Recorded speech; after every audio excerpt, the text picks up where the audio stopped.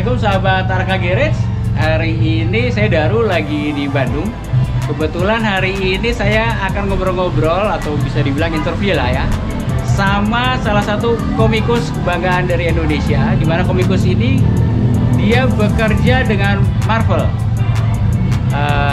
Dan kebetulan lagi komikus ini adalah sepupu saya sendiri.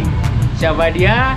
Dia adalah Tada Aryo Aninito. Apa kabar ya? Alhamdulillah baik. Aryo ini sepupu saya. Betul. Jadi putra pertama dari tante saya. Gitu. Jadi gimana ya? Kita dulu belajar inget banget. Kita belajar Photoshop, bener-bener ketemu Photoshop makhluk baru dan kita belajar bareng dan amazed banget. Bisa diginiin Kaget, gitu ya. Kaget sendiri. Dan oke yuk, saya akan nanya aja ya, langsung. Aryo ini untuk orang yang hobi dengan komik, nama Aryo Aninito ini udah nggak asing karena udah berapa tahun ya berkiprah di komik? Wah, kalau profesional sih dari tahun 2009 ya. Oke, dari tahun 2009 sudah profesional di bidang komik dengan publisher dari DC, terus Marvel gitu ya. Sebenarnya tahun 2009 itu di Indonesia justru awalnya publisher indie. Komiknya Nadia and the Painkillers itu. Zaman dulu itu, tapi hitungannya udah profesional karena kan udah benar-benar kerjaan ya. Jadi bikin komik terus dibayar gitu. Gitu. Nah, sudah banyak yang mengulas bagaimana perjalanannya Aryo dari mulai dari komik indie terus akhirnya ke DC, terus akhirnya ke Marvel gitu ya. Nah, kali ini yang saya mau ceritain adalah sedikit untold story. Ya. Mungkin banyak yang belum tahu bagaimana perjalanannya seorang Aryo, si komikus Marvel ini bisa sampai sekarang. Oke, pertanyaan pertama nih. Ya. Sebenarnya gambarnya itu hobi, atau paksa, apa cita-cita? Sebenarnya cita-cita. Oh, sebenarnya cita-cita. Awalnya cita-cita. Terus jadi hobi juga. Gara-gara gini, dulu tuh kan suka nginep atau dibawa nginep ke rumah kakek nenek ya, opa oma di Banjar. Nah, kebetulan di rumah itu tuh suka ada tumpukan-tumpukan komik milik kakak-kakak sepupu saya, diantaranya yang saya sebut Mas Endri ini. Ada komik Batman Misurin, ada komik X-Men, ada komik. Stop dulu. Iya. Tadi ngomong Endri, jadi di keluarga saya tidak dipanggil Daru. Saya tidak dipanggil Daru. Nama saya Daru Indrio, terus saudara-saudara semua manggilnya Endri. Oke, lanjut. Betul. Terus gimana ya? Betul.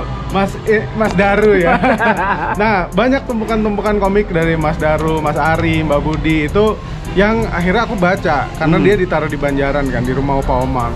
Nah, dari situ tuh baca komik tuh seneng banget, ternyata komik tuh seru gitu loh buat dibaca, dan akhirnya lamunan dan hayalan tuh bisa kemana-mana gitu pas baca komik. Tapi lama-lama mikir kayaknya seru kalau misalnya gue bisa nentuin arah petualangan karakter-karakternya ini sendiri gitu kan. Akhirnya kayak mulai itu nyebrang jalan dari rumah opa oma, beli buku gambar yang kecil tuh, namanya di toko Mang Ujang. Benar, Mang Ujang. Terus beli buku gambar kecil gitu, terus gambar tuh komik strawberry lah, ada kakinya, ada tangannya, namanya judulnya Fruitman dulu, aku inget banget. Itu SD yo?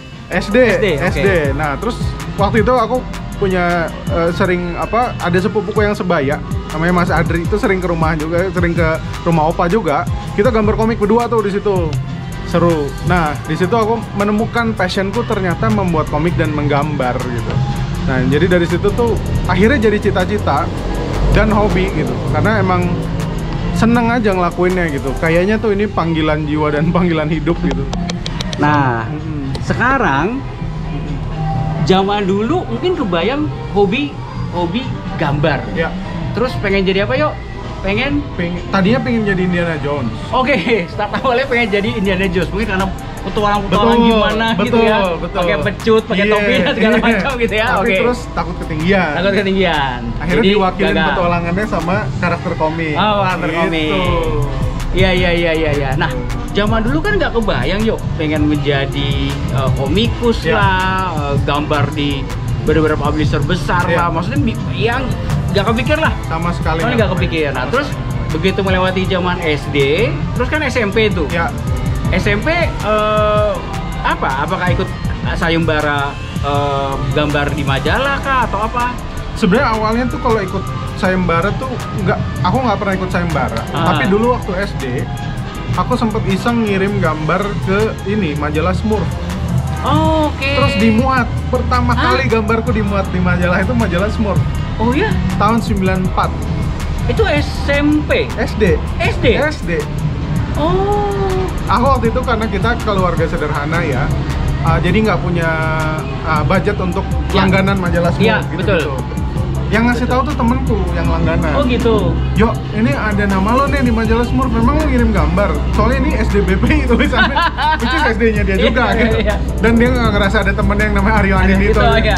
Meskipun di majalah Smurf tuh salah ketik tulisnya Aryo Amindito. Oke. Iya. Tapi ya udahlah pasti Iya. dia gitu. Iya. Kelas 4 SD gitu tulisannya. SDBPI.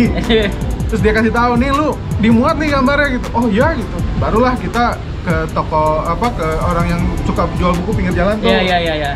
Beli di situ ya, majalah Smurf. Bener ternyata. Masih ada ya majalahnya? Masih disimpan. Wah, oke. Ada yang masih diplastikin belum dibuka plastik. Itu keren. Kebayang nggak? Itu adalah memorabilia perjalanannya kita sebenarnya. Iya. Bener nggak? Bener. Startingnya dari situ. Benar. Iya. Terus kan sempat masuk ke majalah Wizard ya gambarnya. Betul, previews. Previews. Itu Nah, SMP apa SMA? Itu pas kuliah justru. Oh, justru kuliah. Jadi kuliah. yang lucu juga dari majalah Smurf itu ternyata aku nggak tahu tuh ada hadiahnya. Oke. Jadi beberapa hari kemudian tuh ada tok gitu pas dibuka tukang pos bawa komik ternyata hadiahnya. Komik. Iya. Smurf. Komik Smurf, Tintin, Asterix Oke. gitu. Wah, Iya. seneng banget dapat komik itu kan. Zaman dulu kan ya itu adalah kemewahan lah. Komik-komik Iya, kayak gitu. bener. Karena Gitu. harganya nggak murah, betul. 30.000 Iya, itu 30.000 mahal. ya. Indira apa gitu-gitu lah. Iya kayak gitu. Bener kan? Penerbit kayak Iya, gitu. penerbit Indira. Penerbit Indira kayak gitu. Oke. Mahal. Iya. Nah, terus pas SMP itu aku baru dikenalkan. Jadi pas SD itu gini. Aku tuh punya Pak D, namanya Pak Dedar. Bapaknya Doi. Ya, Kalau almarhum ketemu bapak Pak saya. Dedar itu, dia tuh kerjaannya, ayo sini Pak D ajak ke toko buku, kamu beli komik pilih sebanyak-banyaknya. Ya. Habis itu setelah pilih komik, beli snack. Pilih snack sebanyak-banyaknya. Itu sangat membantu sekali dalam karir menggambar saya.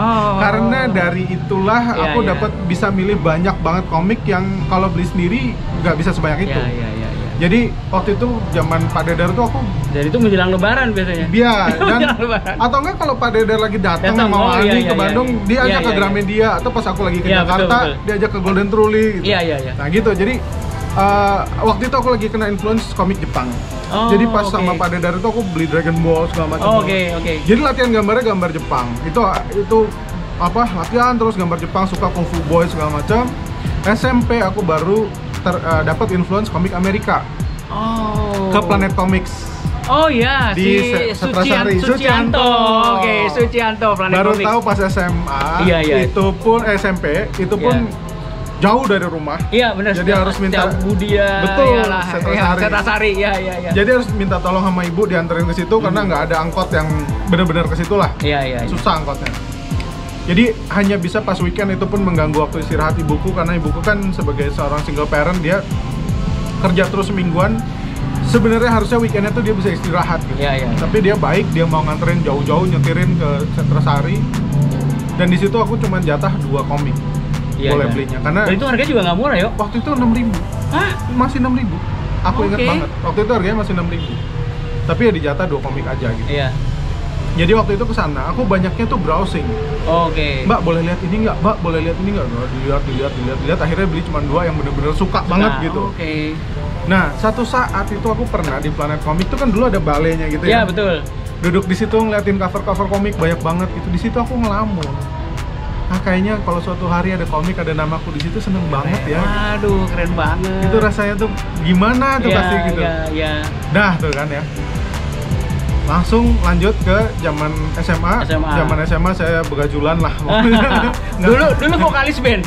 Lagunya Keren Breeze ya. Iya. Jadi kalau udah lebaran dia sibuk ngapalin lirik lagunya Keren Breeze itu. Karena beliau vokalis band. Iya. Pokoknya begajulan lah. Pas SMA tuh nggak ranking aja. Bandel. Emang SMP SD ranking ya? Ranking. Oh ranking ya? Oh iya oke. 5 besar terus. Oh 5 besar. Wah, Pas- ternyata pinter. Terus. Pas SMA nggak pinter. Oke. Nah, terus tapi cita-citanya tetap. Nah, pas SMA itu biar gimana pun aku tetap suka menggambar di belakang buku tulis ya. Sering ketahuan sama guru. Oh, oke. Kalau ketahuan tuh beda-beda kan guru. Ada yang dia sok disobek-sobek terus dimarahin. Ada satu guru fisika yang dia tahu aku suka gambar, dia nggak marah. Dia ngeliat, sini bapak mau ngomong sama kamu nih.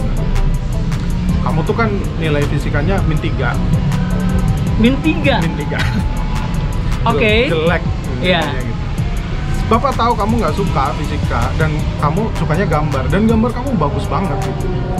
Pada saatnya nanti kamu pasti akan berhasil di bidang ini, menggambar gitu, bukan di bidang fisika dan sebagainya gitu. Karena setiap orang tuh minatnya beda-beda, setiap anak tuh pasti punya minat sendiri-sendiri. Jadi gini aja, tolong kamu belajar fisika ini cuman buat sampai lulus aja. Abis itu kamu lupain semuanya. Wow. Karena kamu fokus di gambar, karena kamu akan berhasil di situ gitu.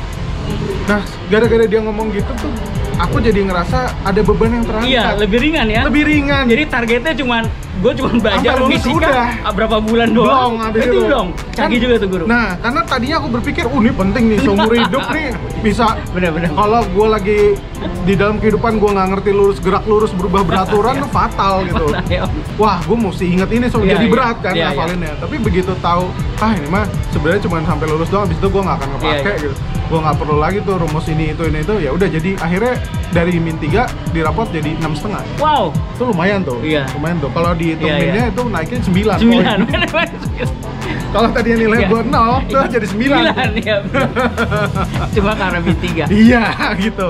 Nah, Wow. itu nasihat dari guru itulah yang akhirnya membuatku, wah, ini berarti gue mesti fokus emang di sini gitu.